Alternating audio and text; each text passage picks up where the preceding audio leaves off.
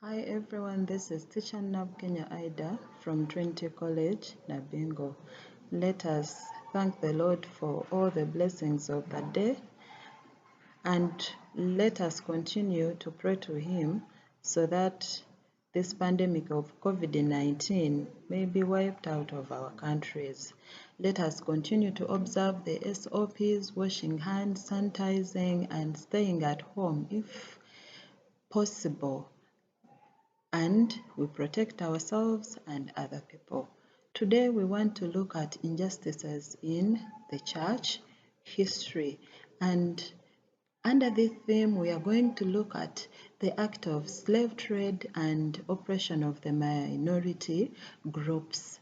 Before us, dear viewers, we have this photo of the Uganda martyrs who were killed in Namugongo. Namugongo, it is a place found in Uganda, in central of Uganda, in a region called Buganda. This is where these young men who accepted Christ and they became Christians, it created a problem between them and the by then king of Buganda, King Mwanga, and they ended up losing their lives because of accepting Christianity. That was an injustice. So today we want to look at slave trade as one of the major areas of injustices which were carried out in church history. Slavery, we know it by the Inhumane Act, whereby human beings were bought and sold. Like you go to a shop and you buy a shirt, you buy a skirt, a pair of shoes, you go to the market, you buy tomatoes, you buy oranges. This is the way that these human beings were being bought. In that photo, you can see the way they were being transported, chained, and then made to move long distances. This was very bad. And what makes it a very bad act? Because priests and bishops also owned slaves in the church history. When you look at that photo, you see how these slaves were being beaten by their masters. So it was not something fair to do to a human being. Let us look at the reasons that make slave trade an injustice. Girls and boys, once you meet such a question which says that why was slave trade an injustice in the church history? Remember to qualify this question using either because or due to as your qualifiers. Make sure you qualify these points. Mine here are not qualified, but to you as you're reading, make sure you qualify every point. For example, we can say because it caused a lot of bodily injuries on the slaves. Like we saw in our previous photo, the slaves were chained, they were beaten, they were made to move long distances, and this caused the injuries on their bodies. If a chain is put, leave alone these chains that people wear for swag, but chains, a person to be chained, you're moving, others are slow, others are falling down, people definitely had to get injuries. Another reason why it was an injustice is because slaves were killed. Those that were weak, they could be so expensive to maintain to the owners, to the traders, and those who had bought them. So to get rid of them and the expenses, they could be killed. That was so inhumane to do to a human being. Slaves were subjected to long working hours without any payments. Remember, these slaves were bought by their masters, and the master would pay a trader who was selling these human beings. So to you who was bought as a slave, you were a property to the person who bought you. The way you buy your shirt, this is how this young man, this woman was to the master. So another one, the wives and husbands were separated forcefully, making them to live single lives. Even if they were taken to the same destination, a man would serve in a different home, a woman would be sold to another home, and these people would separate without meeting. Maybe if God wished, they would meet, but this one made them to live very hard lives. Boys and girls, as you read about slave trade, we want to integrate our information from history, most especially the history of East Africa. So you'll go there and borrow some reasons why slave trade was bad, especially those reasons that made slave trade to be put to an end. Then you'll come and integrate them here. Don't forget to qualify these points using because or due to. Let us continue by looking at how the slaves or slave trade was put to an end. When we come to the methods that were used, some Africans stood up, some Europeans stood up, and they saw that this trade was very bad. So what happened was the UMCA started villages for freed slaves where they could be catered for. So in these villages, a freed slave was that person who was freed by the master, who was redeemed from being a slave to living a normal life.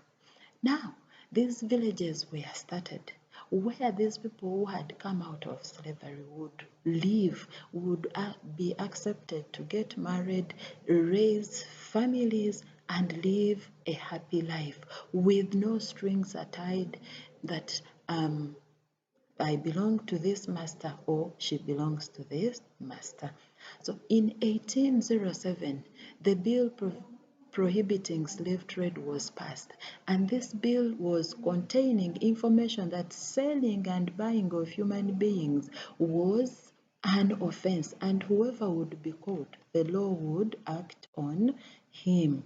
Some freed slaves were even trained as seminarians and priests. So the church came in and trained them to become priests, to become bishops, to become brothers in the church so that they could live a free life and serve Christ as their Lord. Some were even trained in agriculture, in carpentry, in joinery, in bricklaying. This one helped them to earn a living, to live as human beings. Then some Christian groups and individuals also wrote and published the horrifying state of slaves. We have an example of Dr. David Livingstone. I'm using a capital E as an abbreviation for example. In CRE, when we are writing our examples, we begin with a capital F. That is a UNEB requirement. So failure to use a capital F in your exams, you may be penalized and you will lose your 2 or 1 mark. So let us also put that one in our minds, that if we are writing any example, after a full stop, we say, for example, Dr. David Livingstone wrote about the horrifying state of slaves in Africa. Then schools and colleges were also opened for these freed slaves to study and live a normal life. And here, freed slaves proved that they were wise. They proved to be very knowledgeable in different aspects of their areas of study. We have also the Holy Ghost fathers and sisters of the Sacred Heart of Jesus. These ones settled the slaves who were in Bagamoyo, Tanzania. Remember, in Bagamoyo, it was a center, it was a market for slaves. So this one helped the slaves to live a normal life. Then jobs were created for these freed slaves to also work and earn a living. While looking at the slave traders and injustice, we said that these people were made to work with no pay. So, in the steps taken to end slave trade, these slaves, after redeeming them out of slavery, they were allowed to work and some money. However much, it was not a lot, but they were paid for the services that they used to render to different people. So read more books, research, and you'll find out. Still, we are emphasizing that you go to history of East Africa and borrow some methods which were used to end slave trade in the church history. Now, not only slave trade was the only injustice in the church history. We had the oppression of the minority groups, and these minority groups were very many. But the first one that we are going to look at, we have the pagan minority. These were oppressed because during that era of Emperor Constantine, they refused to believe in Christianity. So what Emperor Constantine did was to punish them, to kill them, to force them, such that they could become Christians. So this is when the Christians by then used what we call crusades. A crusade is a forceful way of making a person believe in Christianity, that is in the church. That was a very bad act. It was an injustice because believing in Christianity, it is a personal feeling. It is a personal belief. Then we also had the Muslim minority. These ones were mistreated by the Catholics. Especially the two were fighting for the Holy Land, what we call Palestine today. The Catholics wanted to capture this land from them, and then the Muslims were also saying it is our land. And the Catholics mistreated them. So this was an injustice. Then we have the heretic minority. These people held different beliefs from those accepted by the church. So they were stopped from associating with any Christianity. They were stopped from associating with any Christians. The church also had its own reasons. Maybe these heretic people, they would even influence Christians and they would take up different ideas. But also this was an injustice. So we have so many groups. So we are in our assignment, we shall go and research about the various groups, the minority groups that were also oppressed. Stay tuned for that. But now let us look at the examples of individuals who fought for justice in this world. We have Mahatma Gandhi, who was born in India. So Mahatma Gandhi was a spiritual as well as a political leader in the 20th century. So this man helped to free the Indians from the British rule. He is also honored as the father of the nation of India.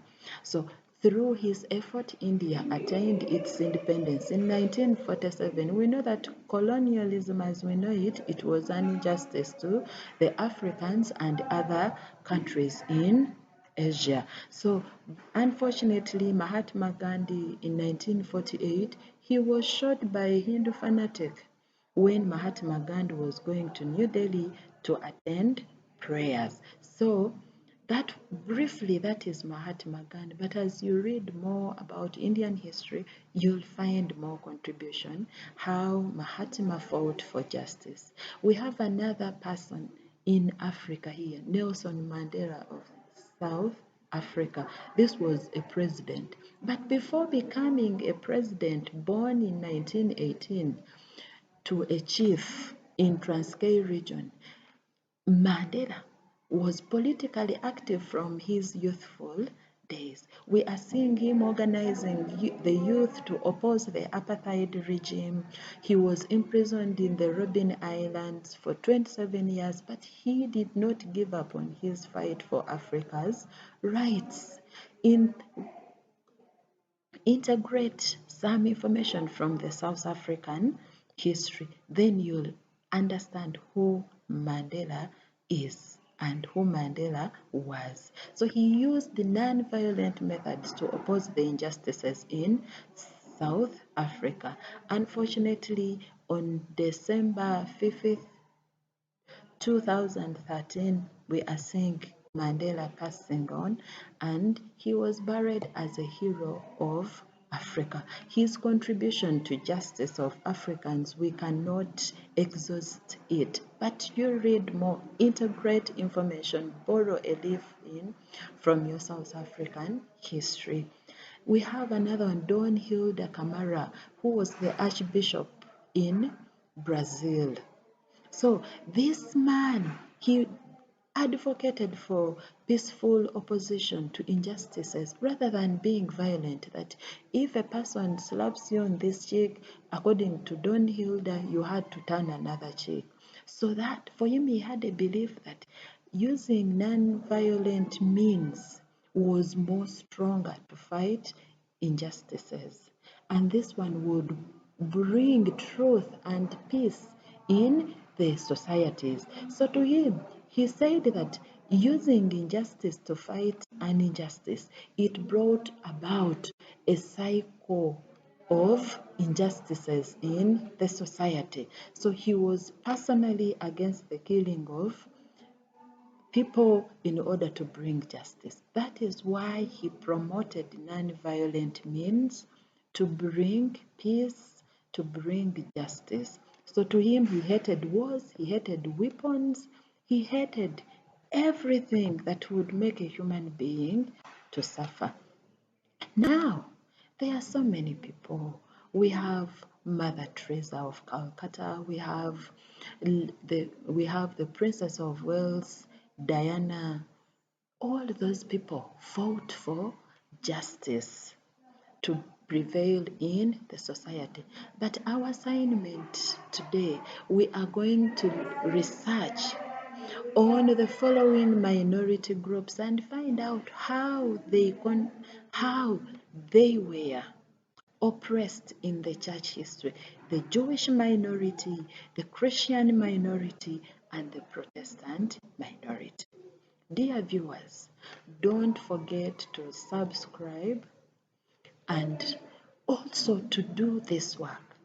Don't forget to qualify the points that fall on the question we looked at. Why was slave trade an injustice? And we are saying we qualify using because and due to. So for more information, please visit the link below. May the good Lord bless us. Let us continue observing the SOPs so that we fight this pandemic. But don't also forget to pray, for the plans of man are in vain if God does not fulfill them. Go and read Proverbs chapter 19, verse 20. May the good Lord be with us and keep us safe. Bye bye for now. I'm teacher Aidah from Trinity College, Nabukenya.